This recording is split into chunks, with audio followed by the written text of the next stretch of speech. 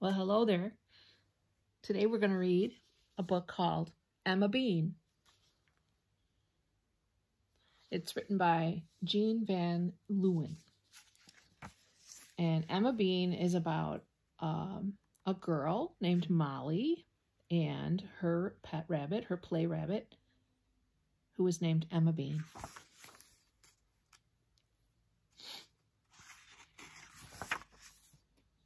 Beautiful pictures in this book.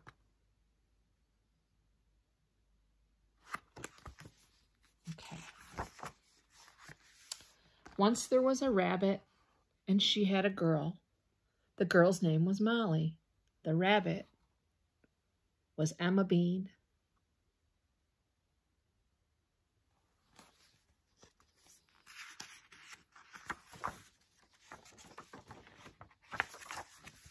Emma Bean was born on a summer night when the air was whispery soft and the moon shone silver through the treetops. It shone into a room where someone was sewing. Snip, snip. Scissors cut up scraps of long-ago dresses. Stitch, stitch.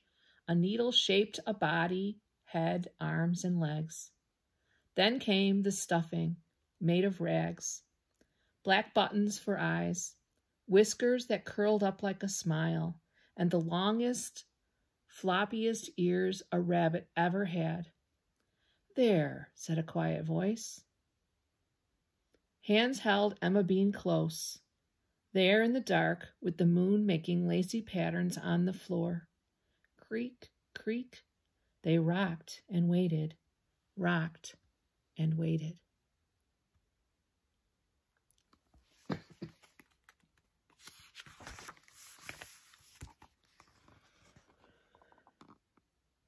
For days, Emma Bean sat waiting in that rocking chair. Then one morning, the hands laid her gently inside a box. The lid came down, and everything was dark. A few minutes later, the box began to travel. Emma Bean bounced. Emma Bean tumbled. Emma Bean stood on her ears. At last, the box stopped moving. The lid was lifted up, and there she was, face to face with a baby. It was no bigger than she was, and had fat cheeks and bright red hair that stuck up straight. Its mouth was wide open, and it was crying. The noise was just terrible. That's how Emma Bean met Molly.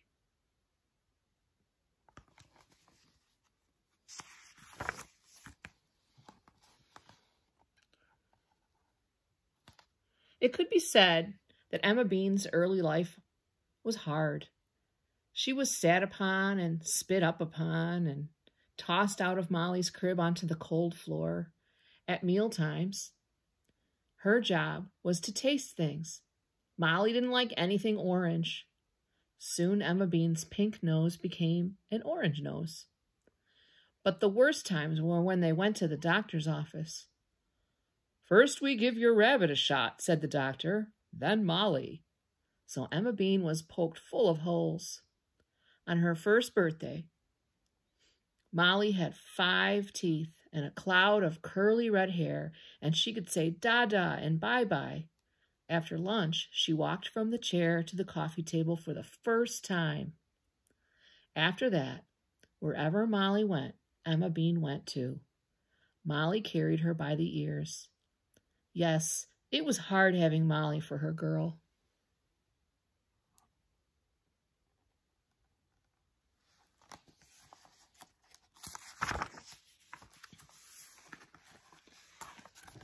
One day, when Molly was sitting in her high chair chewing on a string bean, she was practicing her talking. She said, waving her bean. Emma. She said, "Mama," cried Molly's mother. Molly smiled proudly at her mother. Then she gave Emma Bean a taste of her string bean. "Emma," she said, "Bean." And that's what she called her forever after.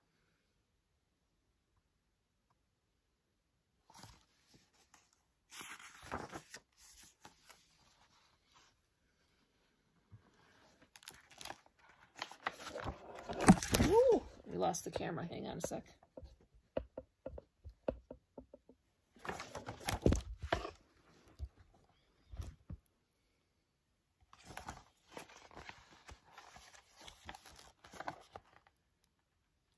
After dinner, Molly and her father liked to play Toss the Bunny. Molly tossed Emma Bean high in the air. Her father caught her. He tossed Emma Bean up and Molly caught her. Then they got fancy. Emma Bean did cartwheels. She touched the ceiling with her ears. She did a triple somersault and Molly's father caught her by the toes. Soaring through the air, ears flapping like a bird, Emma Bean looked down on the lamp, the hair on Molly's father's head, and Molly's smiling face. It was a wonderful thing to be smiling, to be flying.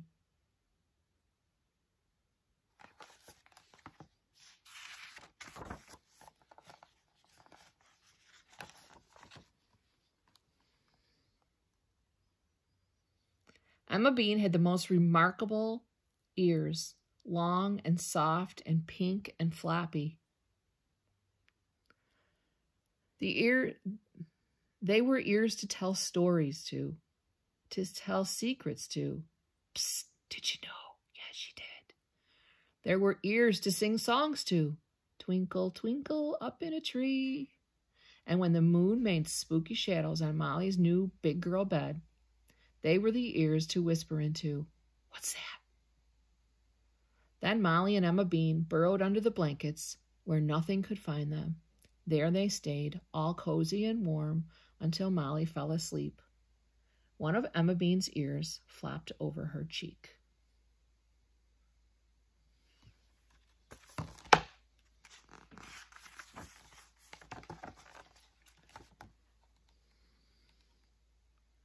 Molly was 3 when she first discovered strawberries.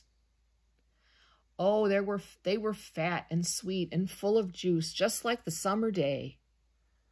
Yummy, she said. She gave Emma Bean a taste. 1 for you, she said, and 1 for me. Pretty soon they had eaten a whole bowl full. More, please, said Molly. They ate so many that their hands and dresses and even their ears turned bright pink, and on their faces were great big strawberry smiles. Bath time, said Molly's father. He handed her the soap. 1 for you, said Molly, and 1 for me. She scrubbed, she rubbed, and little by little the bath water got pink. And that was the end of their strawberry smiles.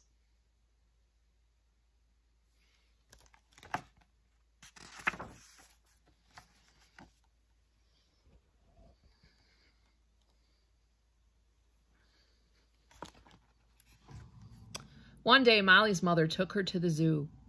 Of course, Emma Bean went too. All of the animals, Molly's favorite, were rabbits. They have ears like Emma Bean, she said, and twitchy noses. Molly twitched her nose. The rabbits twitched their noses. Molly hopped. The rabbits hopped. Look, Mommy, she said, I'm a rabbit. But Molly's mother wasn't there. Mommy, where are you? Cried Molly.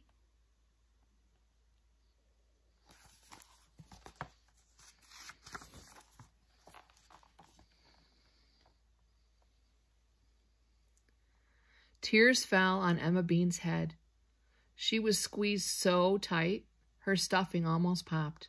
The 2 of them were all alone, without a mother. Then suddenly Molly's mother was there again.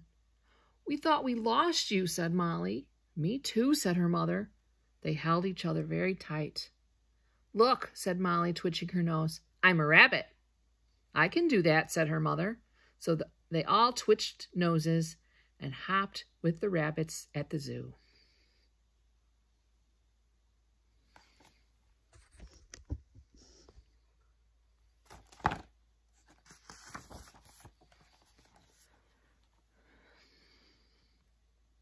In the beginning, Emma Bean had no clothes. Then Molly dressed her in the dress she once wore when she was a baby. Molly's mother found her some pajamas. Molly's grandmother knitted a hat with ear holes, and one winter day, Molly made her a snowsuit out of a woolly sock, a scrap of her baby blanket, and a safety pin. By the time Emma Bean was 4, she had overalls, a party dress, 3 necklaces, and hair ribbons for her ears. Every morning when Molly woke up, she said, "What shall we wear today?"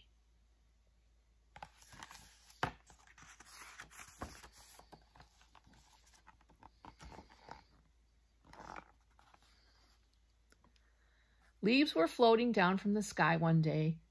Peter came to play. While Molly showed Peter how to play, toss the bunny, up flew Emma Bean. Up, up she soared, higher than ever before, only this time she didn't come down. After a while, clouds covered the sun, raindrops fell, plop, plop on Emma Bean's head. Night came and cold wind blew. Suddenly it caught Emma Bean up by the ears.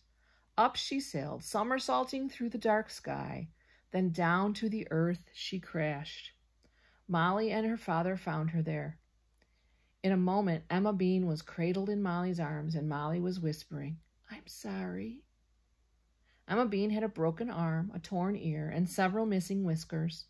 She spent all the next day in bed, but after 12 stitches and 17 hugs, she seemed a lot better.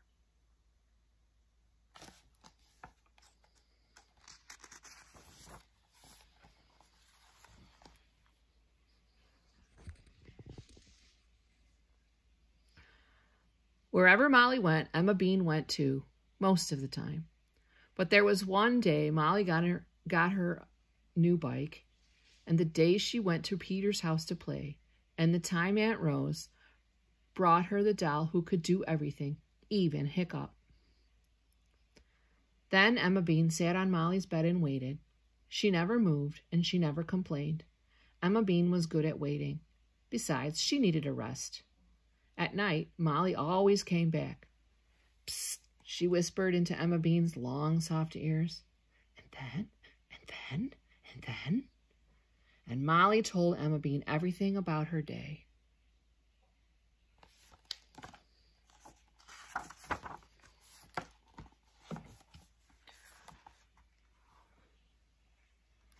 Molly had a bad day. She spilled her milk.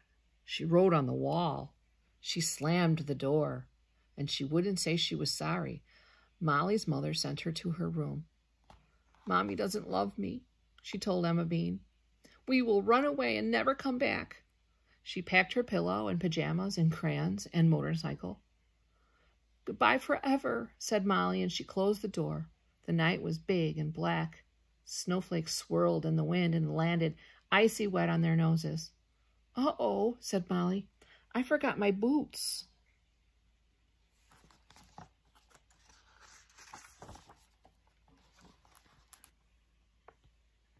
She tiptoed upstairs, and there was her mother waiting for her.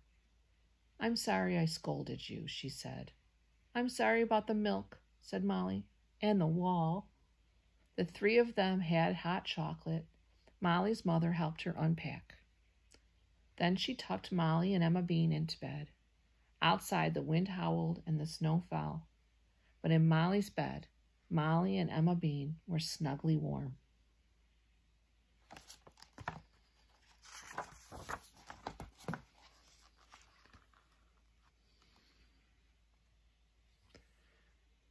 Soon after Molly turned 5, it was the first day of school. She walked along, singing a little song. "School is fun, I'm not scared. School is fun, I am brave." But she held Emma Bean very tight. At school, Molly painted a picture of the sun and wrote her ABCs. That was fun. But she couldn't talk unless she raised her hand, and there were big boys who pushed. That was not fun. And she didn't have a friend.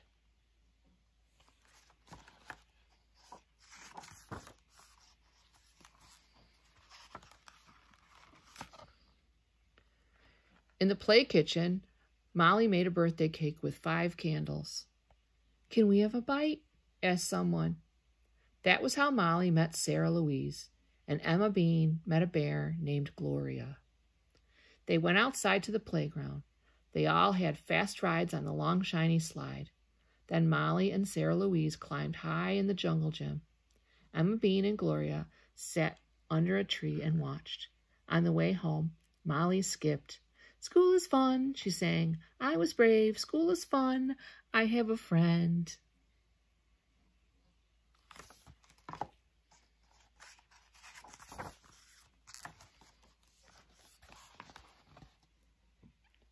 One day, Molly's grandmother came to visit. "Would you sew Emma Bean's elbow?" asked Molly. Stitch, stip, stitch, snip, snip. Those hands felt so familiar. "What has happened to poor Emma Bean?" her grandmother asked. "She looks all worn out." "Well," said Molly, "her ear is bent from flying. The pink stains are strawberries and the purple ones are grape juice. The stitches are from when she fell out of a tree. I don't know how she lost her whiskers." "What are we going to do with her?" asked Molly's grandmother.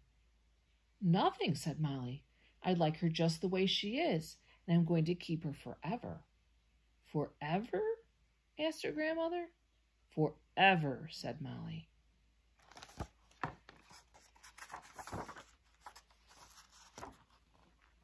Once there was a rabbit, and she had a girl. The girl's name was Molly, and the rabbit was Emma Bean. And that is the end of the story. I hope you enjoyed that. Bye-bye.